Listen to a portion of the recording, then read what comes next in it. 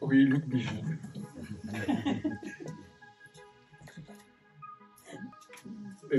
Bonjour à tous.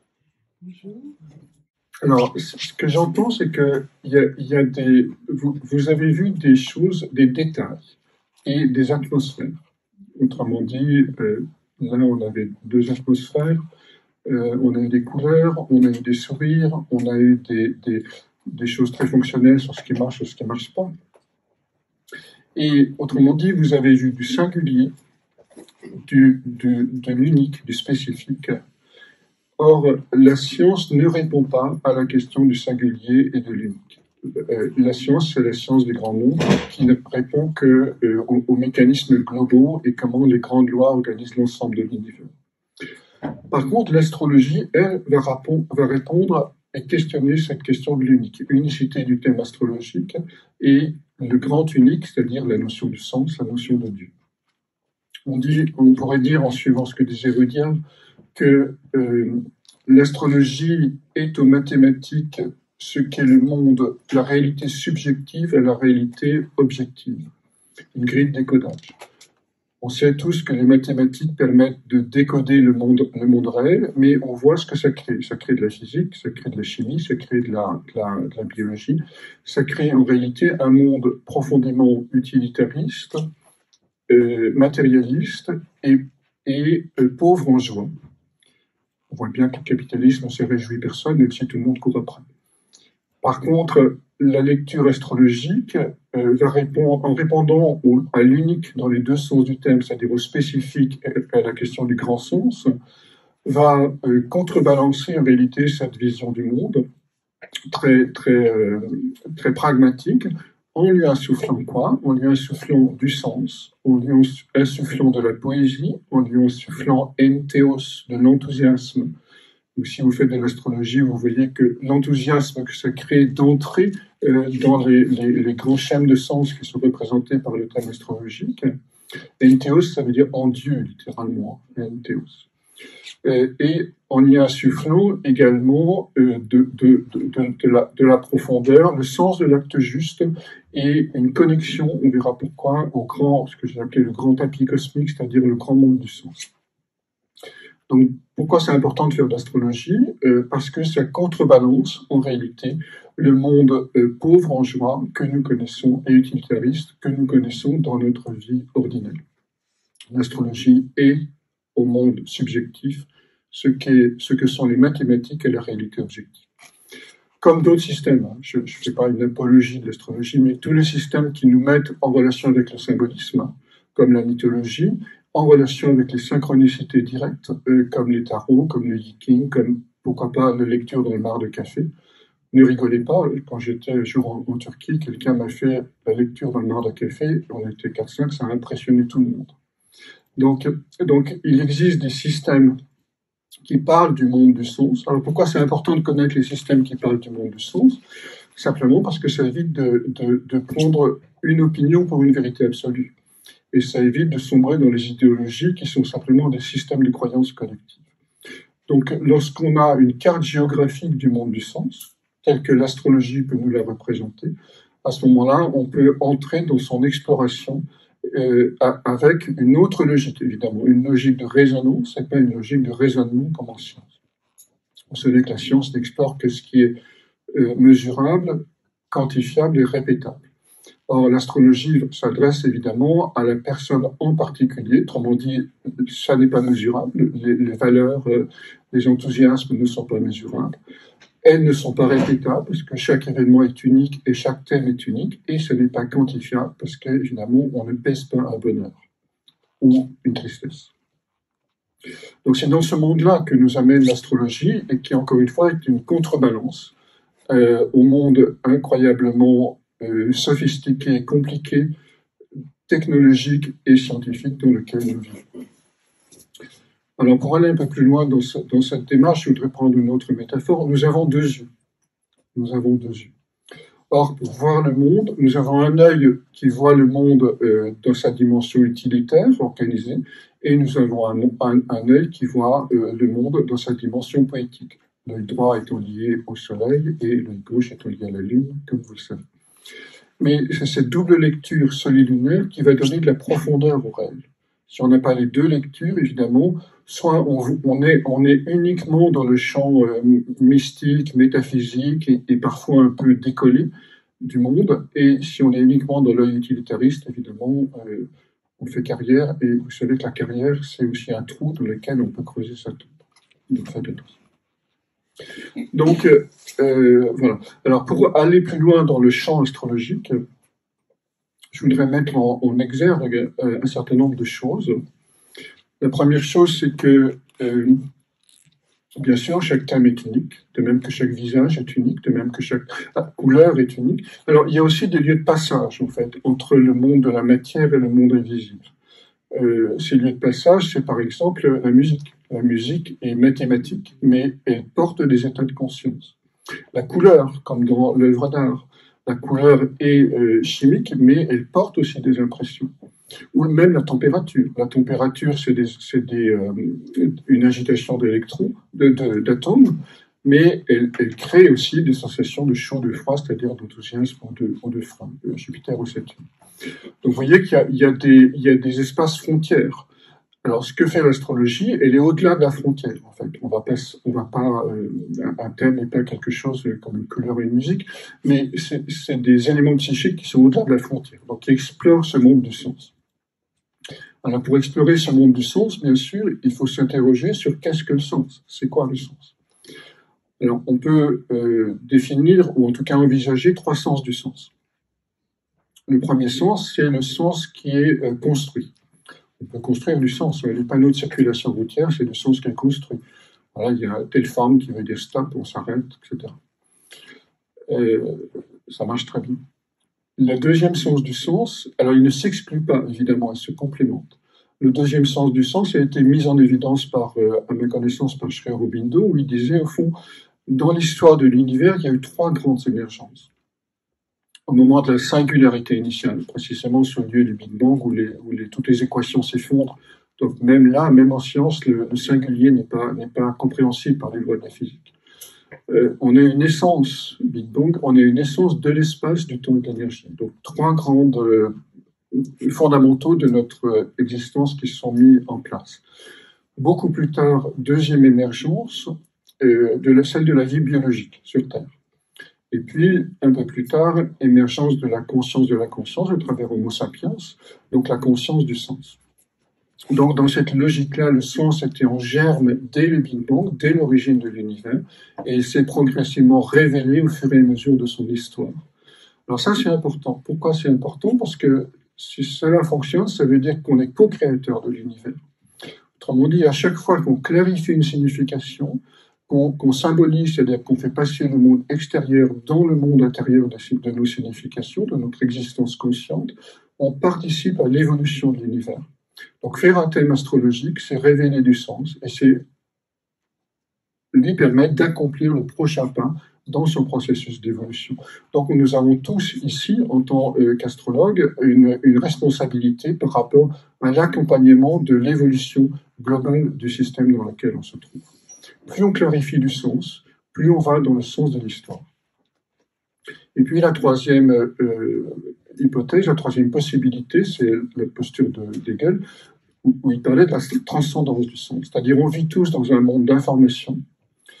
On peut se connecter à cette information et à ce moment-là devenir le canal pour quelque chose qui est juste par rapport à ce moment précis dans lequel on transmet. Alors, c'est aussi une autre manière de se connecter au thème astrologique, c'est-à-dire que vous pouvez, en fait, du coup, il y a 3 manières de se connecter au thème astrologique. Vous pouvez, sur un thème, raconter ce que vous avez appris, donc vous allez d'une certaine manière construire du sens. Vous pouvez entrer dans ce processus de co-création, clarifier la signification de plus en plus pour la rendre plus subtile. On verra ce que ça veut dire tout à l'heure, c'est-à-dire plus proche des cieux, plus précieuse en réalité. Et puis, vous pouvez aussi canaliser une information qui vous vient lorsque vous êtes en contemplation, en recueillement, en réalité, devant le thème astrologique, qui se lit comme une œuvre d'art, évidemment, et qui ne veut pas se lire comme un livre. N'essayez jamais de lire un thème comme un livre.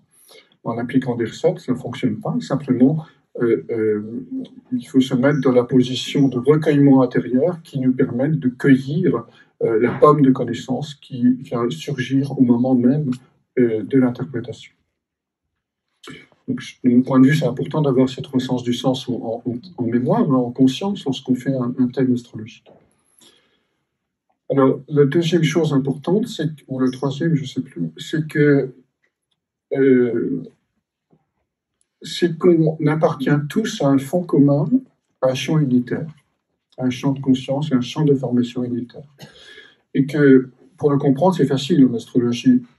On a un système composé de 12 signes, qui sont en fait les 12 signatures du Soleil. On a 7 ou 10 planètes, et on a 12 maisons astrologiques, plus les aspects. On est tous faits du même bois astrologique. La seule différence qui fait qu'on est unique, c'est la géométrie du ciel au moment de la naissance. C'est-à-dire la position de la Terre au sein du système solaire, y compris la rotation de la Terre sur elle-même, puisque ce sont les maisons astrologiques.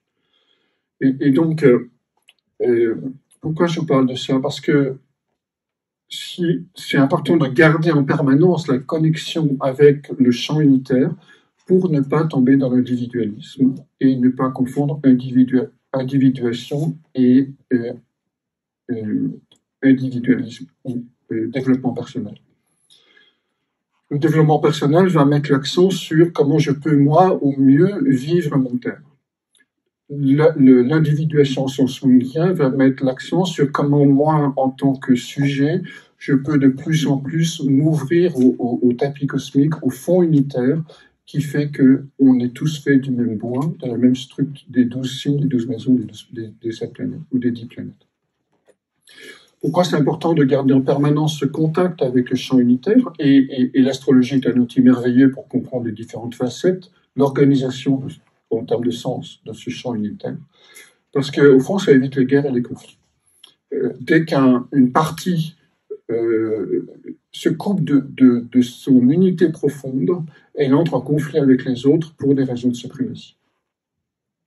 Donc c'est facile à comprendre en astrologie. Vous voyez bien que le bélier, par exemple, pour le bélier, tout compromis est une compromission, et pour la balance, donc signe opposé, tout compromis est une négociation.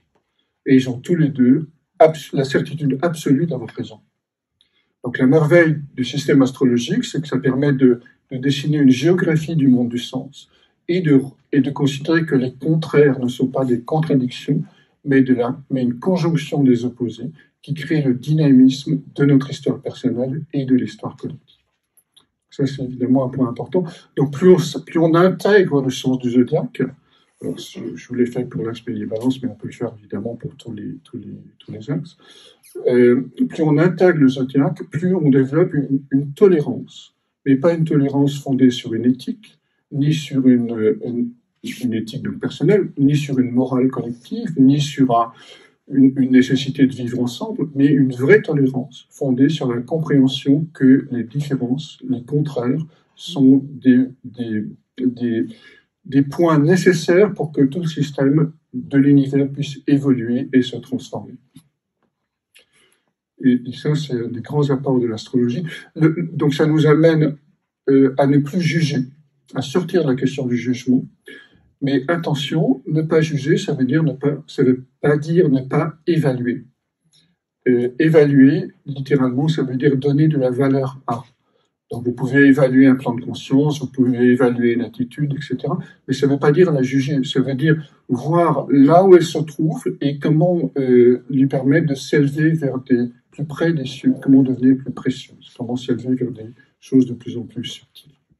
Alors je voudrais juste vous prendre un exemple pour clarifier ça, qui est le signe du taureau. Parce que le signe du taureau, on dit souvent, c'est un signe matérialiste, concret, qui a le sens de l'effort, etc. Alors, pour comprendre le taureau, il faut le reprendre, comme toujours, dans son contexte astrologique. Un signe n'a de sens que par rapport à l'ensemble du zodiaque. Donc, le taureau est précédé par le bélier.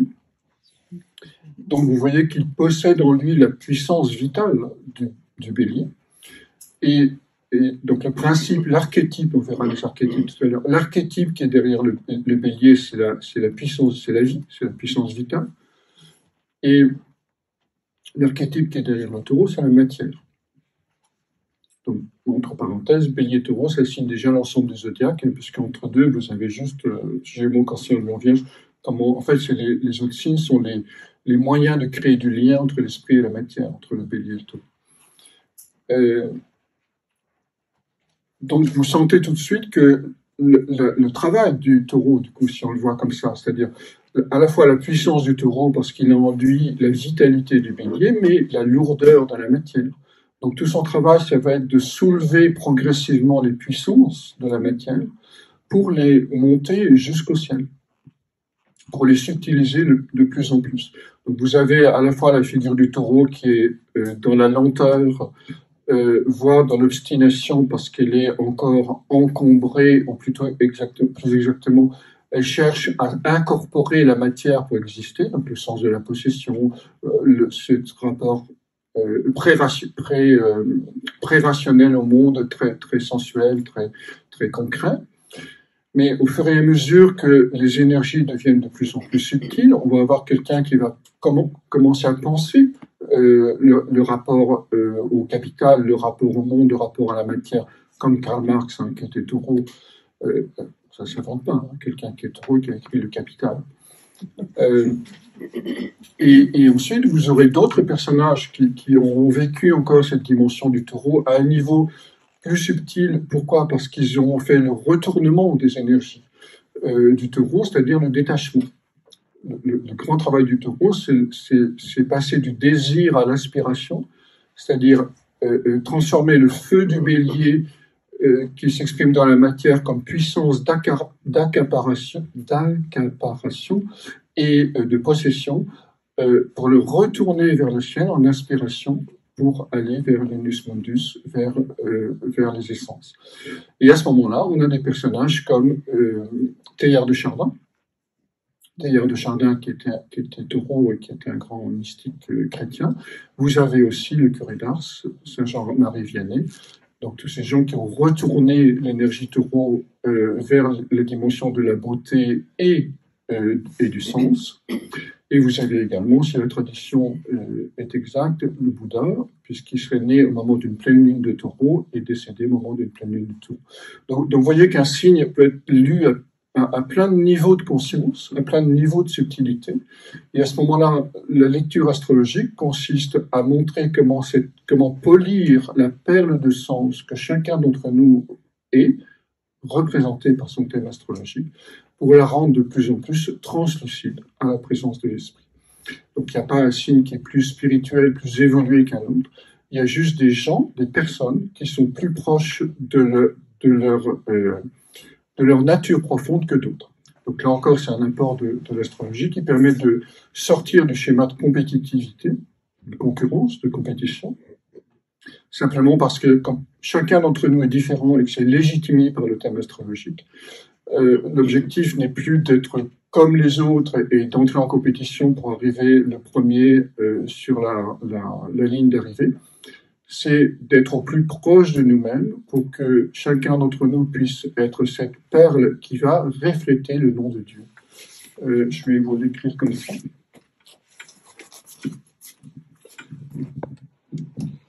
Si le nom de Dieu c'est A, B, C, D, E, F, etc., comme ça je ne vais pas être jaloux, hein, tout le monde est d'accord. Nous, on va être soit un petit A, soit un petit B, soit un petit C, soit un petit D, etc. Donc, au fond, ça c'est notre thème astrologique qui dit la nature du petit A et en quoi on se relie d'une manière spécifique au grand champ d'information que j'ai nommé A, B, C, D, E, F. Donc, plus on polit la perle de notre thème astrologique, c'est-à-dire de ce que l'on est, des énergies dont nous sommes dépositaires, plus on va remonter en conscience vers le grand A et exprimer en vérité la présence du sacré sur la terre à travers notre personnalité. Et ça, c'est la meilleure chose le meilleur service qu'on peut rendre à l'univers. C'est-à-dire, c'est devenir aussi translucide que possible à la présence des essences. Et à ce moment-là, si on est dans le mode de l'émergence du sens, on va contribuer à l'évolution du tout. Donc ça veut dire quoi? Ça veut dire que ça ne sert à rien de vouloir changer le monde. Plus on se change soi-même, plus le monde change. Alors ça, c'est un peu magique, mais je vais vous montrer pourquoi ça fonctionne.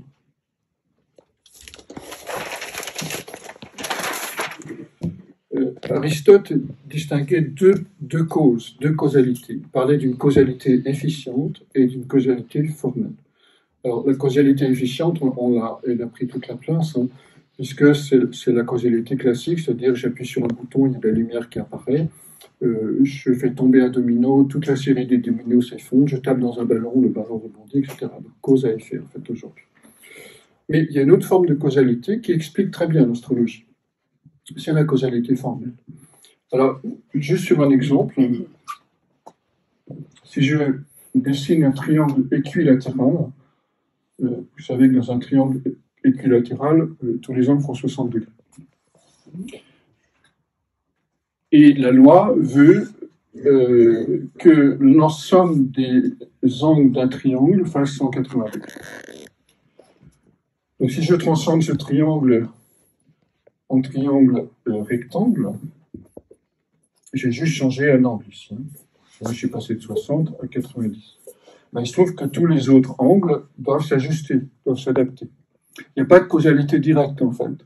C'est juste parce que je change un point du système que tout le système va se réorganiser et va changer. Donc c'est ça la causalité formelle, qui est liée, vous le voyez, à la géométrie. Et il n'y a pas de signal qui fait qui dit aux autres systèmes qu'il faut changer. Donc on a une efficacité liée à la forme et non pas une efficacité liée à la cause, au signal. Alors l'astrologie fonctionne comme ça, c'est-à-dire, alors vous le voyez dans vos vies, c'est facile à comprendre ça aussi, parce que si je change quelque chose dans ma vie intérieure, je veux dire, tout mon système familial va changer, tout mon système relationnel va changer, et si le changement est suffisamment profond, comme chez les grands saints, le curé d'Ars que j'évoquais, mais aussi Padre Pio, par exemple, qui était Gémeaux, lui, tout le système social autour va changer, voire le monde entier va changer. Pas parce que j'aurais donné des coups de pied ou des baffes ou de bonnes leçons d'astrologie ou d'humanisme ou de je ne sais pas quoi, simplement parce que j'ai changé ce point du système que je suis et le triangle est obligé de se réorganiser. Donc ça, c'est la causalité formelle. Et je vous rappelle que le thème astrologique est une forme géométrique, parce que c'est la signature, c'est notre cas d'identité céleste, mais qui est purement géométrique. Donc ça, c'est un point important aussi pour comprendre l'usage du thème astrologique, hein, qui me dit, je ne vais pas changer le monde, mais c'est en polissant ma perle pour qu'elle devienne plus précieuse, pour qu'elle devienne un objet précieux, du coup, je change quoi? Je change le rapport que nous avons au monde des essences, et donc ce collier d'ensemble d'humains qui sont réunis dans une pièce, dans un endroit, devient vraiment le reflet d'une transcendance. Alors,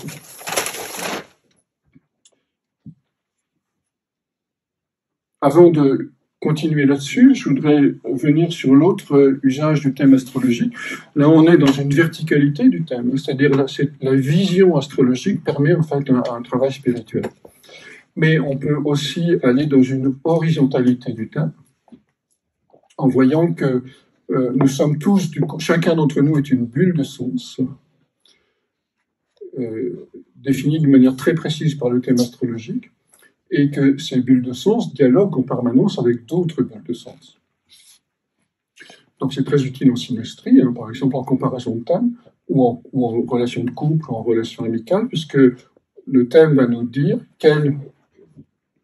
si on compare les deux thèmes, si on les met l'un sur l'autre, on va voir le jeu des énergies qui se joue entre différentes personnes, entre deux personnes, et comment ce jeu d'énergie peut soit nous plomber si on n'en a pas conscience, soit nous permettre des transformations, des évolutions intérieures si on en a conscience. Donc c'est un point évidemment très important, c'est synastrie, hein, parce que on voit quoi de l'autre va nous réveiller et nous révéler pour aller vers plus de translucidité, de trop socialité.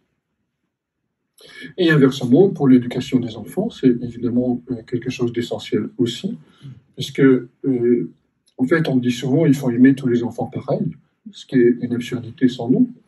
Il faut aimer les enfants en fonction de leur lune.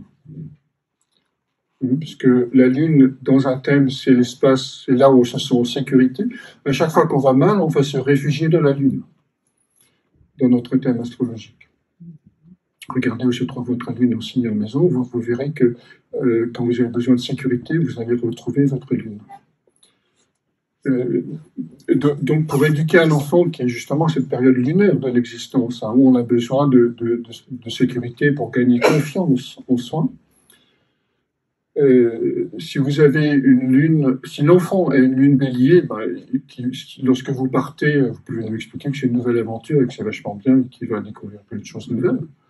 Si c'est une lune taureau, c'est mieux de lui préparer un chocolat avant de partir parce que ça va rassurer le corps. Et il a besoin d'être rassuré dans son corps pour pouvoir se sentir en sécurité. Si c'est une lune Gémeaux, c'est le dialogue, l'explication qui va être la clé de sa sécurité.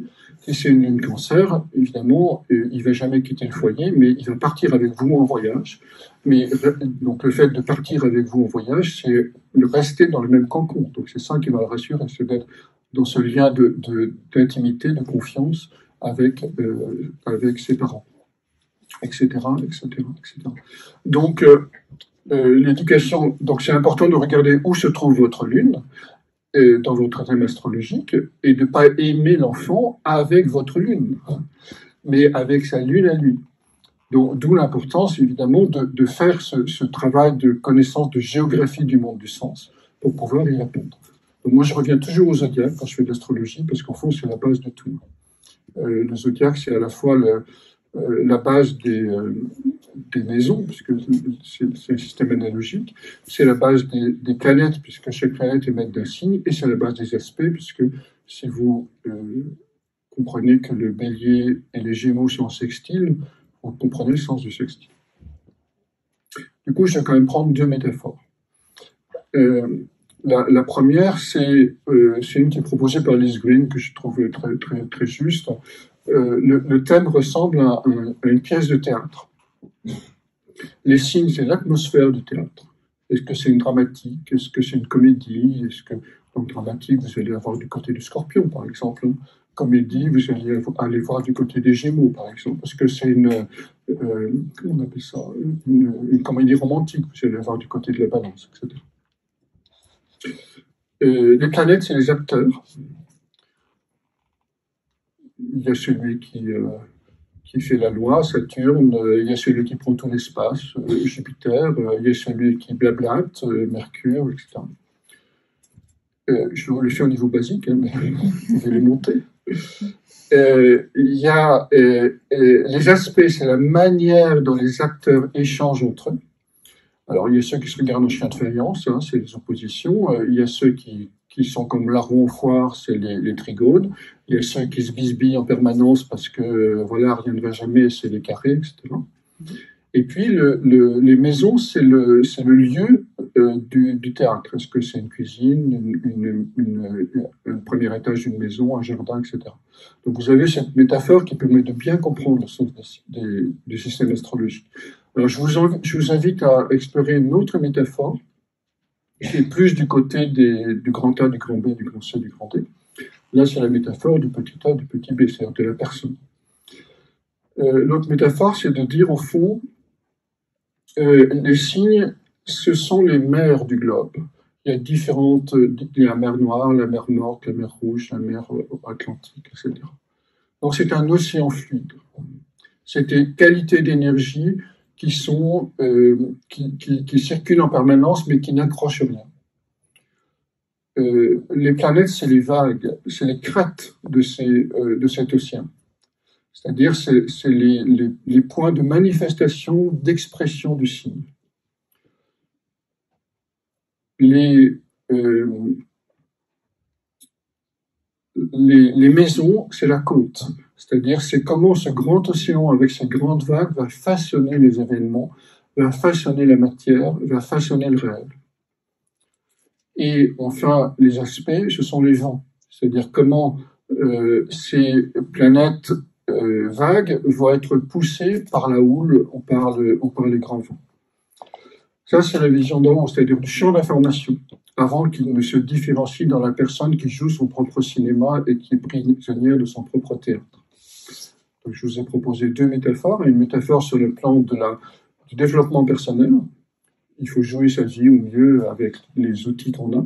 Et puis, il ne faut pas oublier que tous ces outils appartiennent à un grand océan de conscience avec ses vagues, ses vents, c'est-à-dire le souffle de l'esprit, et ses côtes, c'est-à-dire ce qu'il façonne par-delà la personne, dans le monde et dans notre réalité ordinaire.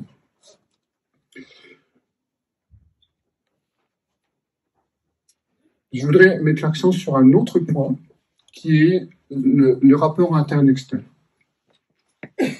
Vous avez compris que la naissance, c'est l'univers qui s'internalise dans un corps. Au moment de la naissance, l'enfant reçoit toutes les informations du cosmos qui l'entourent, mais aussi de la Terre, mais aussi du chirurgien qui est en train de faire une césarienne, si c'est une césarienne. Donc, parce que l'enfant n'est pas une page vierge, évidemment, il va s'imprégner de tout le champ d'informations qui l'entoure au moment de sa naissance. Donc, l'externe passe dans l'interne. Et c'est ça le travail du thème, le travail astrologique, c'est comment rendre cet interne toujours de plus en plus conscient et de plus en plus transformé, notamment transformer l'orgueil ontologique, donc la licorne, transformer les puissances Pluton et tout ce qu'il y a entre les deux, pour arriver à ce que ça exprime la lumière de l'ineffable. Pour bien comprendre, je vais vous prendre un exemple sur le plan historique. Donc, dès qu'on est en externe, on est dans ce qu'on appelle l'astrologie mondiale, et dès qu'on est en interne, on est dans ce qu'on appelle l'astrologie, un mot un peu compliqué, génétriaque, c'est-à-dire c'est du thème de naissance tel qu'on la connaît normalement. Si on regarde les dernières conjonctions Saturne-Pluton du XXe siècle, on en a eu une en 1914, donc déclenchement de la Première Guerre mondiale. Ce cycle s'est terminé en 1948. Alors, 1914, Première Guerre mondiale, 1930, découverte de Pluton, 1931, opposition Saturne-Pluton. Aldous Huxley publie Le meilleur des mondes, donc vous voyez comme quoi aussi dans la littérature met en scène le moment astrologique où ça a été publié.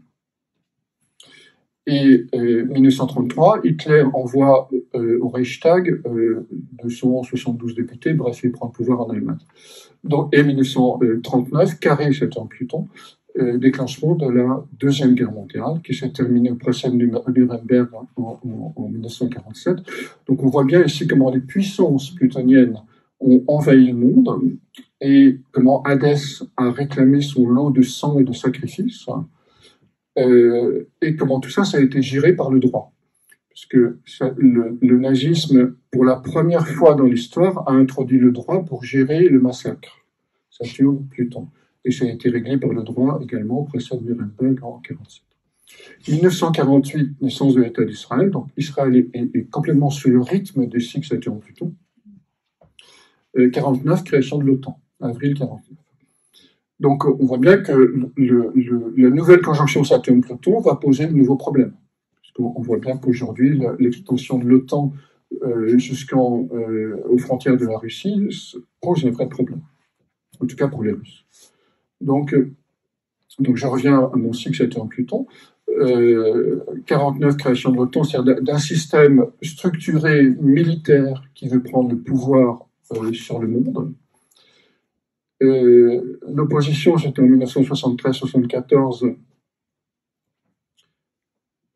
L'opposition, ouais, je sais plus, peu importe. Donc là, oui, c'est ça. Donc on est dans le cycle 49-82, conjonction Saturne-Pluton en 1982. 1982, vous savez, c'est l'épidémie du sida. Et l'opposition 73-74, c'est le premier choc pétrolier.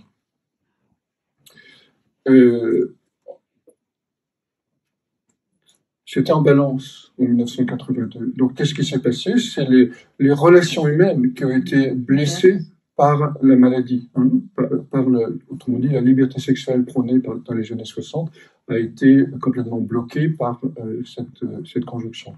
Et retour du coup du puritanisme. Saturne, c'est toujours un puritain qui veut contrôler le monde. Prochaine conjonction suivante, 2020. Bon, je ne vous fais pas de dessin. Pandémie, nouvelle pandémie, seconde pandémie de l'histoire, enfin l'histoire récente, avec le sida, mais surtout exacerbation des systèmes de contrôle. Saturne essaie de contrôler Pluton. Et entre-temps, on a eu 2001, qui a été l'opposition Saturne-Pluton précédente, qui a été le World Trade Center. Et à partir de ce moment-là, le monde est plongé dans la terreur, c'est-à-dire elle contrôle. Donc vous voyez les effets du cycle Saturne-Pluton sur la civilisation, à la fois émergence de puissances qui veulent détruire et transformer le monde, qui sont mises sous le contrôle de Saturne, c'est-à-dire d'un surmoi puritain ou d'un surmoi contrôlant, qu'on retrouve évidemment dans la NSA, qu'on retrouve évidemment dans la législation liberticide qui sont de plus en plus présentes dans notre culture occidentale, etc. Donc c'est juste pour dire comment va fonctionner ce Saturne-Pluton. Alors si on est à l'intérieur de nous, c'est-à-dire si on est né en 82, 2020 ou peut-être 1914, que je doute ici,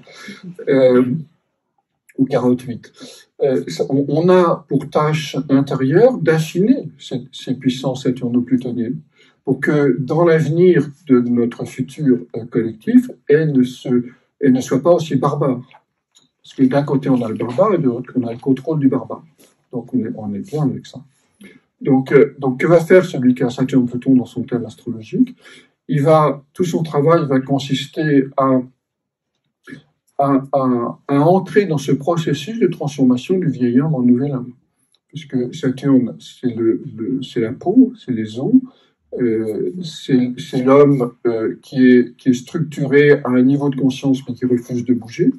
Et Pluton va frapper à sa porte et lui dire, écoute, petit qui te croit grand, parce que Saturne croit toujours avoir raison, petit qui te croit grand, tu dois mourir, tu dois reconnaître ton humilité pour pouvoir te transformer et aller vers une renaissance. Donc tout ce processus, alors c'est facile à dire, hein, mais les gens qui ont Saturne-Pluton dans leur thème, ils sont un peu paranoïaques, ils ont peur de la violence, ils veulent contrôler la violence, ils sont agoraphobes, parce que l'agoraphobie, c'est quoi? C'est la peur de la foule. Mais quand vous êtes dans une foule, évidemment, Pluton, il va sentir les effluves, il est connecté, c'est les 3 planètes transpersonnelles, hein, Saturne-Pluton.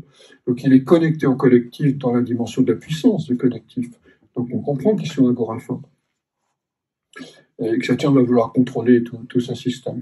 Donc Saturne-Pluton, c'est comment canaliser les puissances pour aller vers la métamorphose de notre nature profonde et faire exploser toutes les résistances et tous les systèmes de contrôle pour entrer dans la confiance en Dieu. Donc ce travail intérieur qui est fait par chacun avec son thème astrologique est le reflet exact de l'immaturité du monde extérieur tel qu'on a pu le connaître dans notre histoire avec les 2 guerres mondiales, ce que je vous racontais tout à l'heure. Donc si on purifie le monde par l'interne, on va apporter une nouvelle pierre de lumière pour les générations futures. C'est ça que je suis en train de vous dire.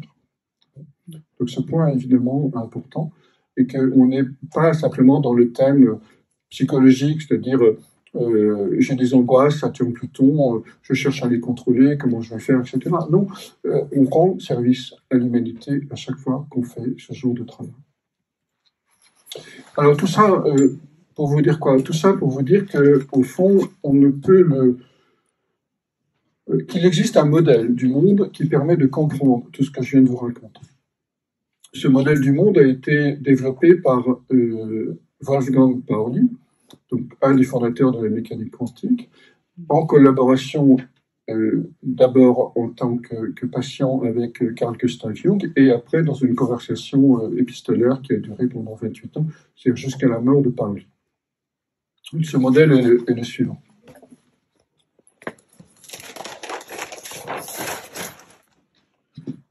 Vous avez ce que Jung appelle l'inconscient neutre,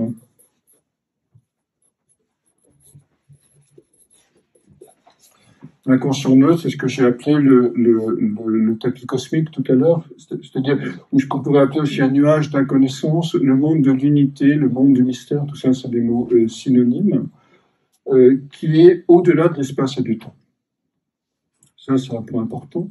Et cet inconscient neutre va se diviser. Et d'abord produire ce qu'on appelle parfois le monde imaginal, ce que Aurobindo appelle le surconscient. L'imaginal, c'est un terme développé par Henri Corbin à partir du soufisme iranien. Dans ce monde imaginal, pour faire simple, on a les dieux, les mythes, les contes de fées, toujours sur l'aspect ombre et lumière. Un archétype, enfin ce monde, il est empli d'ombre, il est neutre parce qu'il est empli d'ombre et de lumière à part égale. C'est ça qui importe. De même qu'un atome est neutre parce qu'il est à la fois positivement et négativement chargé d'un point de vue électrique. Donc dans ce monde imaginal, on va avoir quoi? Dans la terminologie chrétienne, on va avoir des anges, des archanges, mais on va aussi avoir l'aspect ombre, c'est-à-dire des démons et des archontes. Les archontes, c'est les grands anges pas gentils. Et dans la mythologie grecque, on va avoir les monstres, Echidna, Cerbère, l'hydre de l'Erde, etc. Et puis on va avoir des dieux, qui sont d'ailleurs les planètes, Jupiter, Saturne, Uranus, Mercure, etc. Et donc ombre et lumière toujours. Et puis on va avoir une nouvelle différenciation qui va faire le moi, donc ce qu'on peut appeler le self, peu importe les différents niveaux, et puis le monde. Donc sujet, objet. Et je vous disais tout à l'heure que l'astrologie, c'est une grille de lecture du sujet, alors que les mathématiques, c'est une grille de lecture de l'objet, c'est-à-dire du monde. Donc si on reste dans le champ astrologique, le thème natal, il va parler évidemment de la nature du sujet, mais aussi comment celui-ci est une émanation du monde imaginaire. C'est pour ça que j'ai introduit la lecture astro-mythologique, en suivant d'ailleurs les propositions de Jacques Berton. C'est-à-dire, au fond, chacun d'entre nous est porteur de un ou plusieurs mythes fondateurs. Vous pouvez avoir un mythe qu'on peut décoder sur le thème. Si vous êtes très lunaire, vous avez un mythe de Narcisse, très uranien, un mythe de Prométhée, très neptunien, un mythe de Prothée, un carré Pluton-Soleil dans un cadre mercurien, très faustien, etc. L'intérêt de connecter le thème astrologique au monde imaginal, ça nous permet de nous rapprocher du ciel, de nous rapprocher des essences. Et de voir notre vie non pas comme un programme personnel, mais comme un programme mythologique qu'il s'agit d'accomplir, qu'il s'agit de réaliser. Autrement dit, ici on est au niveau du moi, ici on est au niveau du soi, c'est-à-dire dans la petite bulle là en bas d'incarnation, on est au niveau du moi. Dans le monde imaginal, on est au niveau du soi. Et dans le monde, l'inconscient neutre, on est dans le monde de la monade, pour reprendre l'expression de Leibniz. C'est-à-dire de notre point fondateur.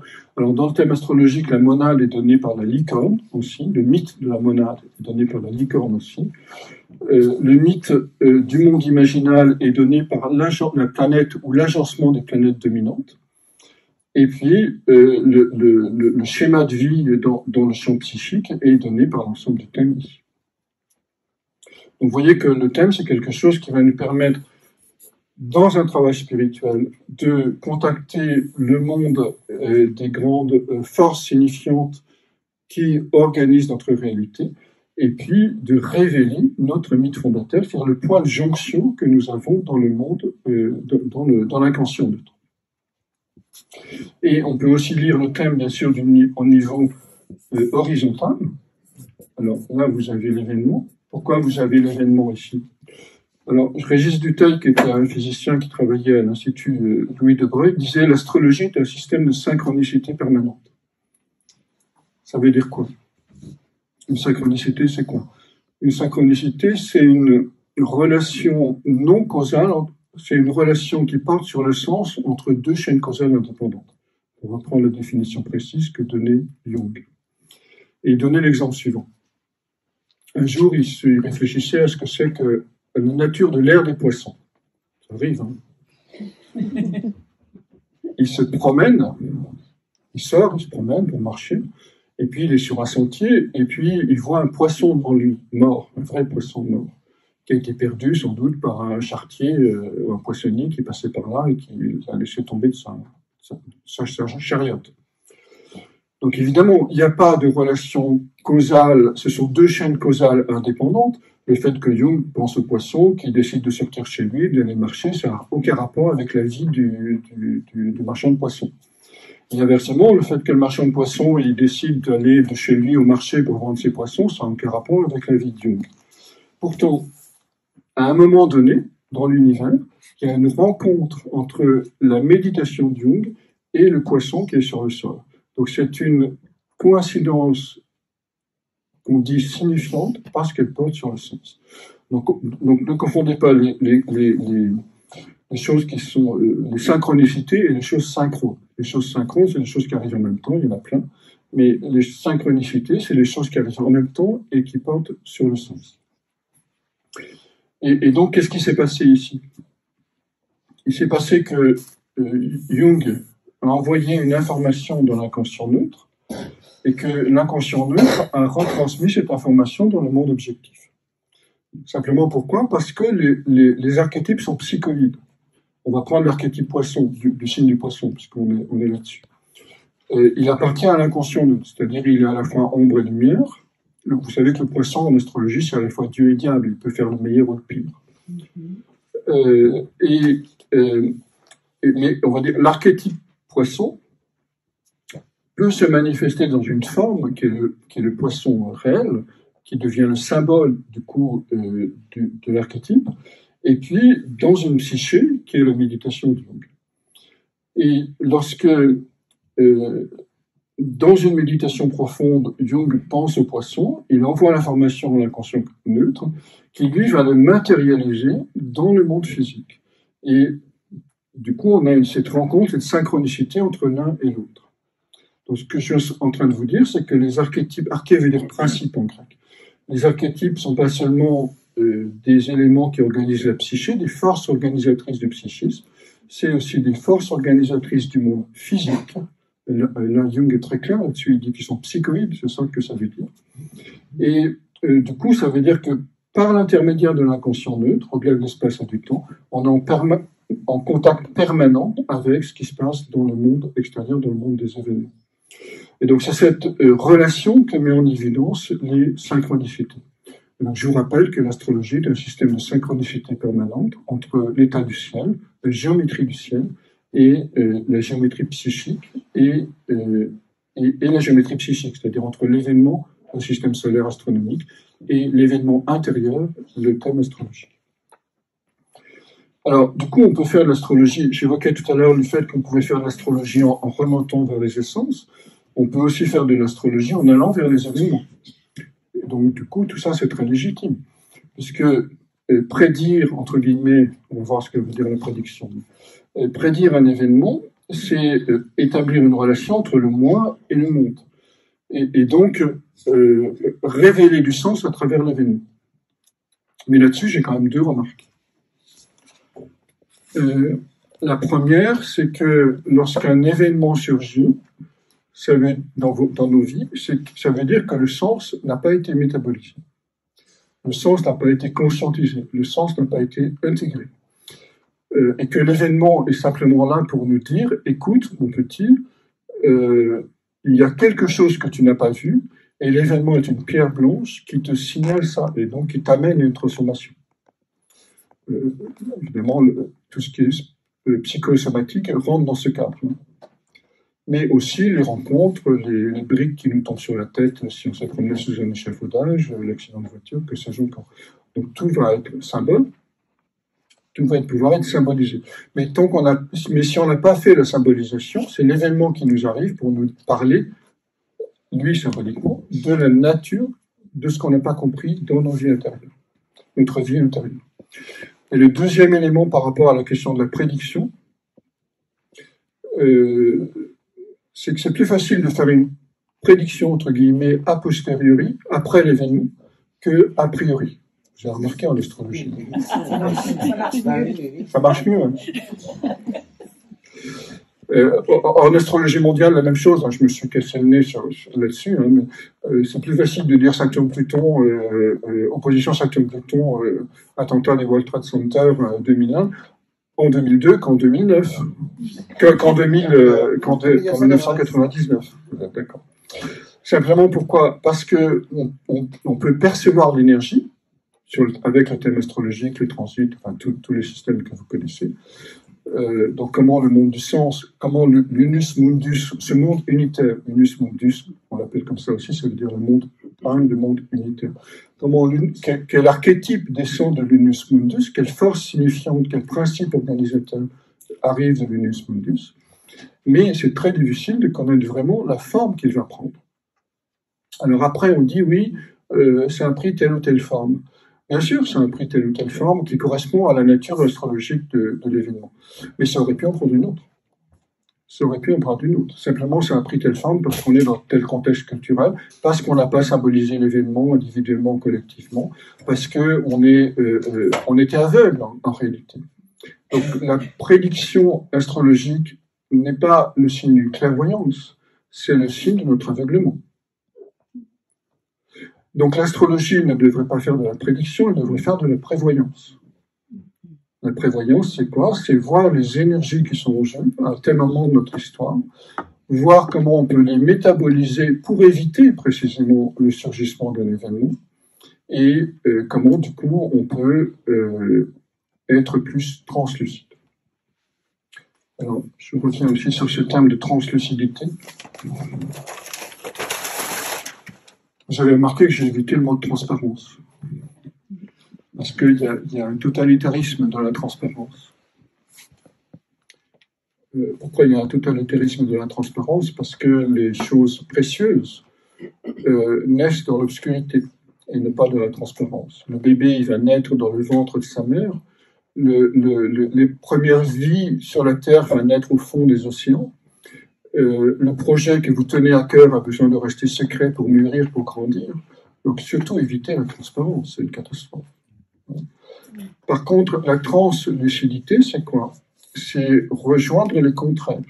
C'est rejoindre la transe dionysiaque et la lucidité apollinienne. Autrement dit, Jupiter, Soleil. Lion, Poisson, Poisson, Lion. La transe, c'est quoi? C'est la labilité du moi, c'est-à-dire parce que je dissous le petit moi, je peux ouvrir ma conscience à la totalité du système, à l'inconscient collectif aux puissances, aux forces signifiantes qui habitent qui animent la collective. C'est le carnaval. On retient encore ça aujourd'hui à travers même si le carnaval est un peu édulcoré, on n'est plus dans cette folie dionysiaque, mais on la manifeste un peu d'une manière avec des chars fleuris. Mais la folie dionysiaque, il se baladait dans la montagne, il mangeait de la chair crue, il faisait on appelle ça des partouzes aujourd'hui, mais à l'époque on appelait ça des grandes fêtes dionysiaques où la sexualité était autorisée dans toutes ses licences, etc., etc. L'esclave montré sur le trône, le roi était sur un cheval, etc. Donc ça, c'est la transe dionysiaque qui remet en cause tous les systèmes de valeurs et tous les systèmes organisés. Irruption des puissances de la terre et du ciel pour renouveler l'identité du moi. Et puis la lucidité, c'est quoi? C'est Apollon. Apollon, c'est le dieu de la mesure, c'est le dieu de la raison, c'est le dieu du juste milieu, etc. Vous voyez, les temples grecs sont très apollinaires. Donc la translucidité, c'est quoi? C'est maintenir ensemble ces deux éléments contraires. C'est surfer sur l'ivresse. C'est une conscience lucide qui surfe sur l'ivresse en l'accueillant pour le renouvellement du moi, sans se perdre évidemment dans des psychédéliques ou sans se perdre dans la pleine conscience qui est juste un moment de lucidité, mais qui empêche l'émergence et la résurgence du futur dans notre identité. Pourquoi c'est important? Parce que ça, c'est mis dans le cœur.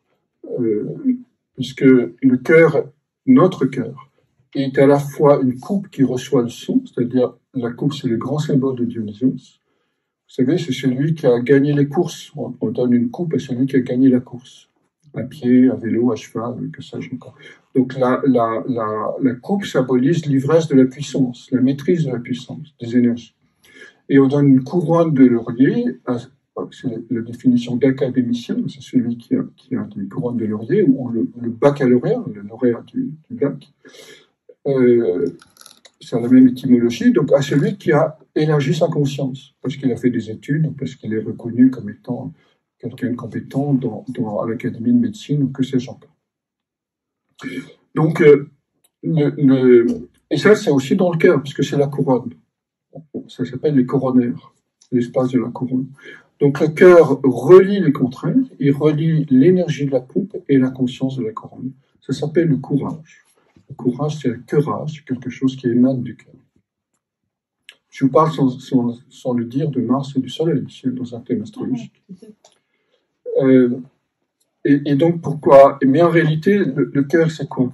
Le cœur, c'est notre zodiaque, puisque les 12 pétales du lotus cardiaque correspondent en réalité aux 12 signes du zodiaque. Et on l'a dans un grand mythe que j'ai pas évoqué dans le monde imaginal, qui est le travaux d'Hercule. Chaque travail d'Hercule correspond à un signe du zodiaque. Et donc, le signe du zodiaque correspondant, ou plutôt le travail correspondant au soleil de notre naissance, donc dans un signe, nous donne des indications précieuses et précises sur ce qu'on a à accomplir pour aller vers le ciel, puisqu'Hercule finira sa vie comme portier de l'Olympe. C'est très beau d'être portier de l'Olympe. Il ouvre la porte aux forces du monde imaginal et il est capable de les fermer, donc de les contrôler d'une certaine manière, sans les réprimer. Donc, je vous invite à voir plusieurs choses. Quel est le mythe fondateur? Quels sont les mythes fondateurs qui habitent votre thème? Entre autres, lequel des travaux d'Hercule, mais pas seulement. On peut aussi consulter les contes de fées, puisqu'on peut montrer assez facilement, c'est ce que j'ai fait dans un ouvrage qui s'appelle Les 4 voies de connaissance, en quoi le zodiaque est un conte de fées. C'est-à-dire en reprenant les 33 étapes que Vladimir Prop, qui a fait une analyse structuraliste du conte de fées, on peut les réduire en fait à 13 étapes. Et dans l'ordre chronologique, en fait, on a les 12 signes du zodiaque, en commençant par le Capricorne et en finissant par le Capricorne. Donc le zodiaque est un conte de fées, certainement, et la même structure que le conte de fées. Donc ça, je vous parle du monde imaginal, je ne vous parle pas du monde psychologique qu'on connaît par cœur. Donc toute cette lecture astrologique. Alors, pour conclure là-dessus, c'est-à-dire l'astrologie est une vision du monde qui est opérative. Vous pouvez être dans la vision du monde, celle que je viens d'évoquer ici. Et à ce moment-là, c'est pas la peine de faire des consultations, mais l'astrologie va vous aider dans la connaissance du monde du sens et vous rapprocher du coup du monde des essences. Mais l'astrologie, donc là on est de la vision, mais elle peut être aussi opérative à ce moment-là. Vous faites des consultations, vous dites à une mère comment élever son enfant en fonction de la lune dans les signes, ou comment une personne en consultation peut, chez les taureaux, élever sa conscience, c'est-à-dire vivre son thème sur différents plans de plus en plus subtil, et quel retournement elle a à faire. Le retournement du taureau, c'est le détachement. Le retournement du gémeaux, c'est l'apprentissage du silence. Le retournement du cancer, c'est le mythe du narcisse, c'est-à-dire c'est se regarder sans tricher dans le propre miroir de sa vérité jusqu'à ce que l'on meure et que la fleur sublimative, le narcisse, se révèle au monde, etc. Et donc, mais vous pouvez aussi faire les deux. À ce moment-là, c'est une merveille. C'est-à-dire, si vous faites une consultation astrologique en conscience du background spirituel, métaphysique qui est derrière, à ce moment-là, on a toutes les chances de répondre d'une manière juste à la question qui est posée. Une dernière chose, c'est qu'un jour, il faut quitter l'enseignement des étoiles. Pourquoi il faut quitter l'enseignement des étoiles? Parce que l'univers n'est pas seulement un puzzle dont il faut rassembler les signifiés, rassembler les informations pour créer l'image qui est en fait pour nous l'interprétation du thème astrologique. Mais aller vers l'enseignement du sang. Pourquoi aller vers l'enseignement du sang? Parce que enseigner, en réalité, c'est un mot du cœur. C'est partager, c'est être conscient du sang. Et le cœur, c'est le zodiaque, je vous le rappelle.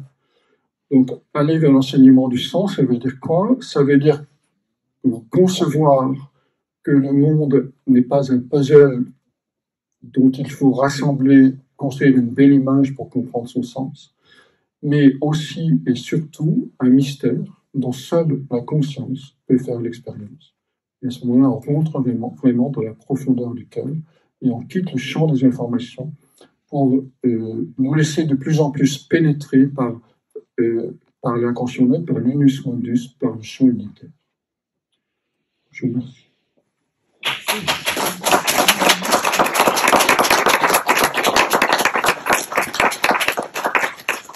Nous avons le temps pour quelques questions, si tu veux. Oui, bien sûr. Moi, j'ai une question.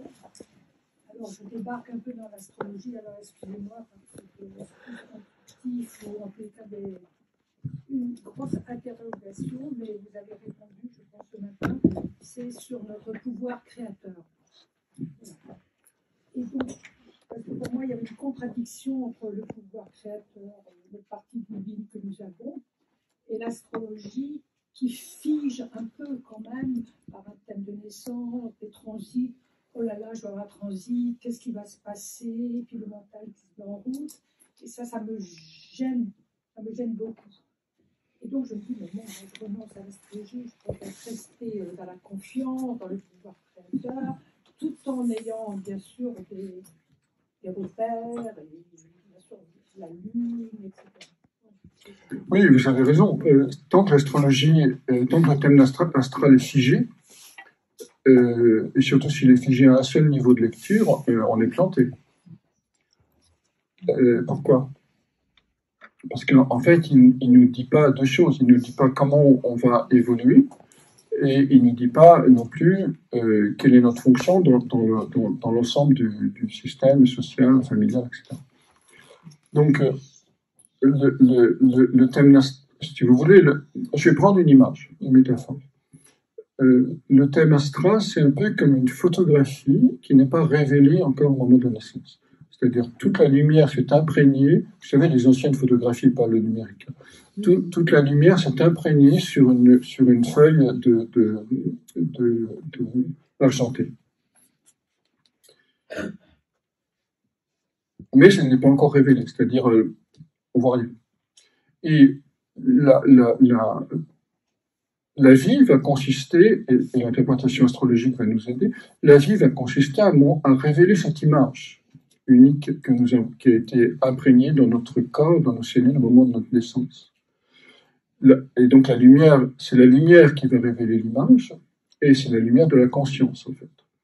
Donc le thème, l'interprétation astrologique va nous dire où poser la lumière de sa conscience pour révéler les différentes parties de notre thème, pour que la belle image que nous sommes, avec ses ombres, ses défauts, etc., peu importe, apparaisse en pleine clarté. Donc l'interprétation astrologique, c'est déjà dire, voilà, Vénus en bélier, Mars en taureau, Mercure en je sais pas quoi, ça permet à la conscience de révéler ses potentiels, en fait, de le mettre au lit. Donc ça, c'est la première chose. Après, le thème, il bouge, évidemment, avec la transit. Mais surtout, le point, c'est que je prenais cette image de la perle qu'il faut polir pour la rendre translucide, c'est-à-dire il y a toujours différents niveaux de lecture du thème. Et donc, le pouvoir créateur, c'est quoi? C'est notre capacité de nous élever, ce qu'on appelle évoluer intérieurement, c'est-à-dire de nous élever toujours plus près des essences, à partir de notre thème astrologique. Donc, c'est vrai, on ne peut pas changer un thème astrologique. Alors, il y a deux choses. La première chose, c'est qu'on ne peut pas changer le thème. Mais si vous faites du 38 en pointure, si vous marchez avec du 34, ça va être embêtant. Donc, on marche bien avec notre thème, pas avec le thème de quelqu'un d'autre. Par contre, on peut accélérer la vitesse du pas avec nos chaussures. Si vous voyez ce que je veux dire. On peut marcher tranquillement, on peut courir, on peut faire 42 marathons en 42 jours. Voilà. Donc, donc après, la créativité. La créativité, faites attention, c'est peut-être un peu hors sujet, mais il y a la créativité qui vient des tripes et il y a la créativité qui vient de l'esprit. L'un étant l'anagramme de l'autre, mais c'est l'inversion en réalité. Il y a une créativité qui est projection de sa propre personnalité sur le monde, c'est celle-là qui vient des tripes. Je fais un tableau, je fais une musique qui est l'expression de mon désir, l'expression de ce que je suis, et je suis content, bon, très bien. Et puis il y a une créativité qui vient de l'esprit, c'est-à-dire à travers moi passe la musique ou l'œuvre d'art qui répond à un besoin collectif ou même universel. Donc à ce moment-là, on est dans une forme de création et non plus de créativité. Donc faites attention à quelle est la source de la créativité. C'est important parce que il y a tous ces courants de pensée positive, de trucs, de machin. Mais c'est le moi qui veut être plus beau, plus grand, plus fort, plus rose et plus aimable, alors que peut-être que la vie vous demande d'être plus petit, c'est rentrer dans l'humilité, moins aimable, c'est-à-dire entrer dans votre vérité, et moins rose, c'est-à-dire entrer dans vos vraies couleurs, pour accomplir la mission qui vous échoit du fait de votre licorne, de votre mythe fondateur. Donc faites attention. Oui. Moi, j'ai deux petites questions. La première, c'était les archétypes. On peut les mettre au niveau de l'inconscient neutre ou dans l'imaginaire? Non, alors les archétypes sont dans l'inconscient neutre, c'est-à-dire ils sont dans cet espace, mais espace c'est un mot parce que c'est au-delà de l'espace et du temps. Et ils vont prendre des formes dans le monde imaginaire, c'est-à-dire des personnages qu'on appelle les dieux, les personnages des contes de fées, les anges, les démons, les archontes, etc. Et c'est des formes. Donc c'est pas des archétypes, mais c'est des formes qui sont habitées par des archétypes. Et après, ils vont prendre des formes dans la psyché, ça c'est tout le développement de la psychologie, mais ils vont aussi prendre des formes dans le monde extérieur. Ça, c'est les guerres, etc. On peut le voir comme une matrice, en fait, qui se différencie de plus en plus. Absolument. Okay. Absolument. Et ma deuxième question, c'était qu'est-ce que vous pensez d'interpréter là, le passage de Pluton du Capricorne en Verseau par rapport à la mutation de Saturne, en fait? Est-ce que c'est pas une invitation à Saturne de bouger pour revenir en correspondance avec ce que vous avez dit tout à l'heure des cycles Saturne-Pluton? Est-ce que là, il n'y a pas aussi une invitation? Enfin, moi, c'est ce que je ressens. Du coup, je voulais avoir votre avis là-dessus. Alors, la conjonction Saturne-Pluton de 2020, Saturne-Pluton était en Capricorne en 2020. Et 5 siècles plus tôt, en 1517, Saturne-Pluton était aussi en Capricorne, au moment où Luther a affiché sa 95 thèse, c'est-à-dire au moment de la naissance du protestantisme. Donc on voit bien l'aspect rigoriste, donc rigoureux. Et le Capricorne domine parce que Saturne est chez lui, il va contrôler Pluton en fait. Mais effectivement, le passage de Pluton en Verseau va commencer à remettre en question tous les systèmes de coercition. Donc Pluton dans un signe commence par a deux fonctions. C'est d'un côté, il exacerbe les valeurs du signe jusqu'à l'obsession, et après, du coup, ça les fait exploser. Donc on peut penser que dans un premier temps, Pluton en Verseau avec notamment l'intelligence artificielle, va augmenter le système de contrôle. Alors cette fois-ci par la technologie, pas par la morale capricornienne, mais par la technologie, par des systèmes innovants, par des discours Verseau, c'est-à-dire ça va vous faire du bien à tout le monde parce qu'il y aura moins de violence, parce que tout le monde va être content, parce que je sais pas quoi. Et lorsque Pluton va passer le 15e degré du Verseau, c'est-à-dire l'explosion va commencer, le processus de libération des chaînes va commencer. J'ai tendance à le dire comme ça. Là, moi, je voyais ça par rapport en lien avec aussi l'astrologie plus ancienne, où on voyait Saturne qui avait la maîtrise des deux signes, en fait, oui, et du Capricorne et du Verseau. Absolument. Du coup, là, je me posais aussi la question au niveau des individus, en fait. Est-ce que ça nous invite à bouger nos structures? Oui, ça nous invite à bouger nos structures, mais comme vous dites, Saturne est maître du Capricorne et du Verseau. En fait, il y a deux types de Verseau, vous avez remarqué. Il y a le Verseau serviable et il y a le Verseau révolutionnaire. Vous avez le Verseau qui utilise Saturne, c'est-à-dire une conscience morale, pour s'ouvrir aux besoins des autres et répondre, voilà, de l'assistance sociale. Il fait sortir les gens des méandres administratifs, etc. Donc ça, c'est ce que j'ai appelé le Verseau serviable, pas au sens de la Vierge, mais au sens on rend service à la communauté, à l'Assemblée. Puis après, il y a le Verseau révolutionnaire qui veut tout changer. Je pense que dans un premier temps, Pluton va plutôt être du côté du Verseau serviable, et après, il va être du côté du Verseau révolutionnaire. Est-ce qu'il y a d'autres questions? Moi, j'en avais une, mais c'est plutôt que tu dises que j'ai raison. C'est-à-dire passer, ce que je pense. On peut commencer tout de suite. Je crois. C'est-à-dire passer du développement personnel au contact avec le grand tout, le grand champ unitaire. Je pouvais rapporter ça à l'axe Vierge-Poisson, c'est-à-dire le développement personnel, cette perfection, c'est aller dans l'humilité de la Vierge pour toucher le grand tout. Absolument, tu as tout à fait raison. Et j'ai tiré ça beaucoup de Lise Green, mais elle est vierge, elle est du signe de la Vierge. Donc, pour elle, c'est très important, l'humilité, la sobriété, pour accéder au grand tout. Donc, c'est tout à fait ce que tu disais. Bien sûr. En fait, la Vierge, c'est le dernier signe personnel, et les Poissons, c'est le dernier signe collectif. Donc, la Vierge, c'est l'accomplissement de la personne dans une œuvre d'humilité, mais il faut rappeler que homme, ça a la même racine que humus et humilité. Et les Poissons, évidemment, c'est le dernier signe du collectif, c'est-à-dire c'est lui qui est en contact avec ce grand champ unitaire que j'évoquais tout à l'heure. Et donc l'axe Poisson-Vierge, c'est l'axe de l'ultime réalisation humaine. On disait hier, tu étais à la conférence, que chaque axe représente un règne de la nature. L'axe Bélier-Balance, c'est le minéral, puisque le Bélier, il est un peu brut de pomme, mais en même temps, il aime bien les pierres brutes. Et la Balance, elle aime bien les bijoux. Je vous rappelle, si vous savez des balances dans votre environnement. Je suis Balance. Oui. Ascendant Bélier. Ah ben voilà. Un petit peu brut de pomme, merci. Voilà. L'axe taureau-scorpion, c'est un axe chamanique. Pourquoi? Parce que le taureau, c'est le bon sens, et le scorpion, c'est le bon sens qui est derrière le visible. C'est la perception des énergies invisibles. Donc le taureau, c'est le règne végétal, et le scorpion, c'est l'âme des végétaux. C'est l'âme du règne, l'âme du vivant, en fait.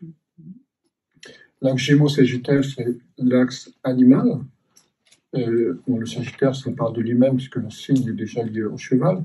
Mais les Gémeaux ont un rapport spécifique et privilégié avec les animaux, simplement parce que ça leur donne une facilité, une sécurité affective sans danger. Parce que les signes d'air, vous savez, ont toujours de la difficulté avec les émotions et les sentiments.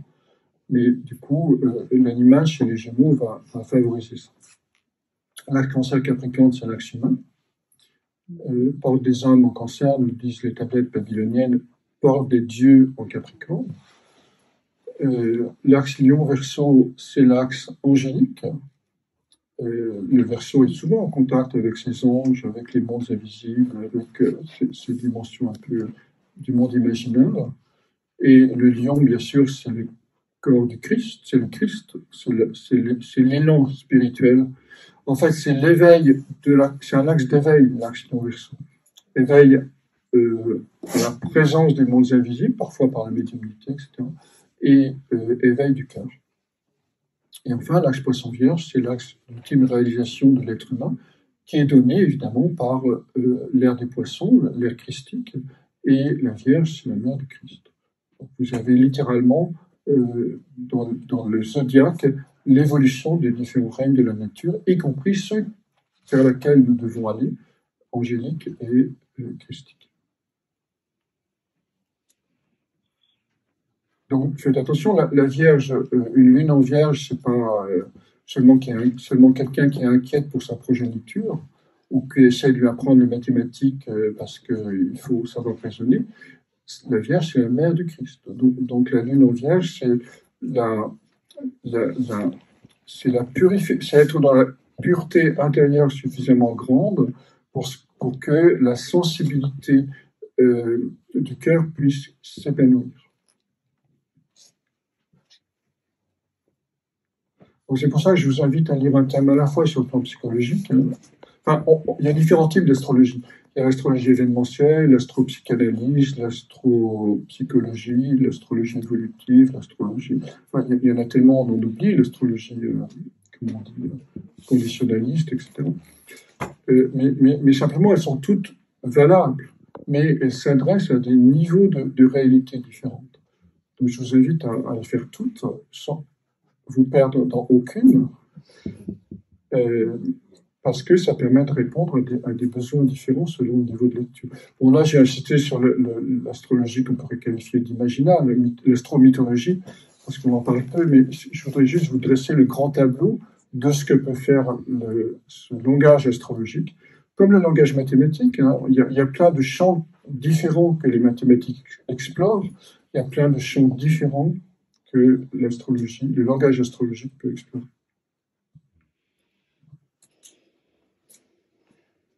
Est-ce qu'il y a une autre question? Oui. Oui. Les archétypes chez nous ne sont pas tout à fait les mêmes que les archétypes dans le zodiaque. Est-ce que tu as fait des ponts entre les deux ou oui. À un moment donné? Oui. Donc, enfin, oui. Alors, quel livre, par exemple Alors, j'ai publié un livre sur Jung, le thème de Jung, justement, où il y a des éléments de réponse. Ça s'appelle, comment ça s'appelle je ne sais plus, il y a Jung dans le titre. Qui est paru aux éditions d'Hervy, qui est une lecture astrologique du thème de Jung. Et dans la grande introduction, il y a justement le développement des quelques concepts jungiens un peu fondamentaux et la notion d'archétype en relation avec l'astrologie. Donc, juste pour répondre rapidement à ta question, Saturne, c'est l'archétype du vieux sage. La Lune, c'est l'archétype de la jeune fille innocente. Alors, faites attention, hein, on confusionne là encore beaucoup. Les hommes n'ont pas d'animus et les femmes n'ont pas d'anima. Chez Jung. Pourquoi? Parce que l'animus, c'est le féminin chez l'homme. L'anima, pardon, c'est le féminin chez l'homme. Et l'anima, c'est le masculin. L'animus, c'est le masculin chez la femme. Mais comme le masculin est conscient chez l'homme, il n'a pas besoin d'animus. Et comme le féminin est conscient chez la femme, il n'a pas besoin d'anima. Faites attention, on dit beaucoup de bêtises là aussi là-dessus. Et l'animus et l'anima, ce sont des fonctions de l'inconscient qui nous permettent d'aller vers le soin, d'aller vers notre essence. Donc pour revenir à ça, la Lune, c'est l'archétype de la jeune fille innocente, et dans un thème masculin, ce sera l'anima. Le Soleil, c'est l'archétype du soin, évidemment, et dans un thème masculin, ce sera l'anima. Féminin, ce sera l'animus. Mercure, c'est la figure du puer aeternus, c'est-à-dire de l'éternel adolescent. Mars, c'est la figure du héros.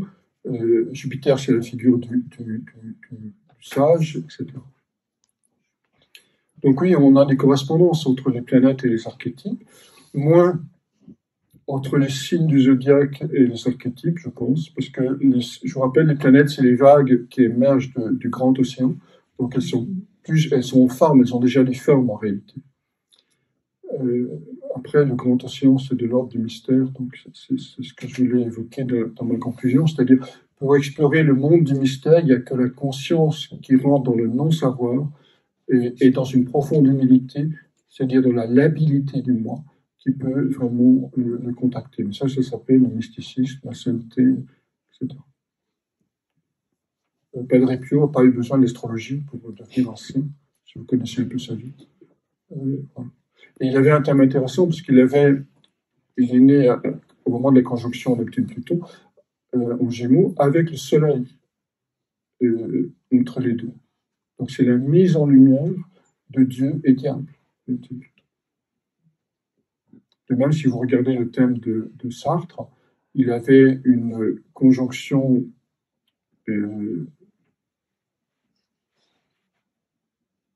Soleil-Pluton avec Mercure au milieu, au Gémeaux, en maison 7.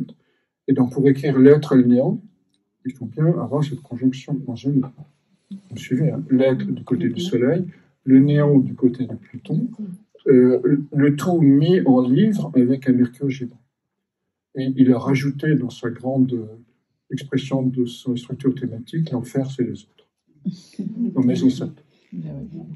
Donc vous voyez comment, c'est une manière de vivre son thème. Au plus haut niveau, quand on conscientise les énergies qui sont dans son thème, avec une conjonction Soleil-Pluton, on ne va pas devenir un être tyrannique, même s'il l'était sans doute un peu, mais on va théoriser la tyrannie, c'est-à-dire les puissances, et on va les penser, les puissances de l'inconscient collectif Pluton, les puissances du Soleil, c'est-à-dire les puissances qui conduisent au néant ou à la destruction, Pluton, et les puissances qui conduisent à la conscience et à l'être ontologique, l'être pur, le Soleil.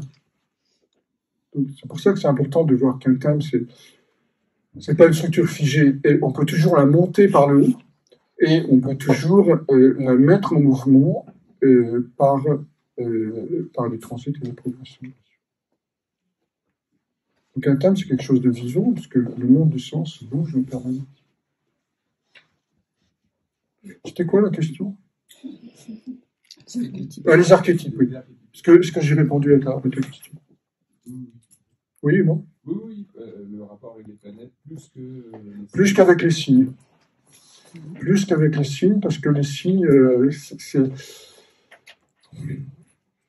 des atmosphères en réalité.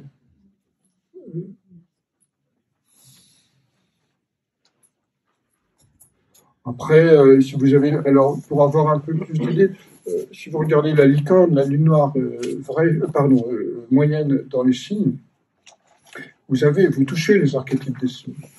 Une lune noire moyenne en poisson, c'est l'archétype de sauveur. Une lune noire moyenne en la licorne, donc en bélier, c'est l'archétype du conquérant. En taureau, c'est l'archétype dans un premier temps, d'un gentleman farmer, si vous voulez, mais dans un deuxième temps, de celui qui veut relier esprit et matière. Marier esprit et matière. Archétype Gémeaux, le noir Gémeaux, c'est le grand vulgarisateur, c'est-à-dire celui qui jongle. Macron a une licorne en Gémeaux. C'est-à-dire que c'est celui qui jongle avec les idées et qui va à un moment s'emberlificoter dans les fils de ses idées qu'il estime géniales. En Cancer, c'est celle qui s'imagine être une mère universelle, une mère parfaite, une mère idéale. Donc la souffrance, évidemment, d'une licorne Cancer, c'est la rupture du foyer, c'est la destruction du foyer. En Lion, c'est etc. En Lion, c'est l'archétype de celui à qui tout réussit du fait de son rayonnement et de son charisme.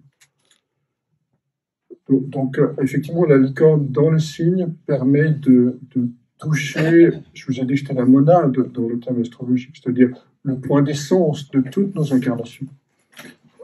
Permet de toucher la nature de l'archétype qui est dans un signe. Si nous avons terminé, je vous invite d'abord, on te remercie grandement. Merci beaucoup. Merci.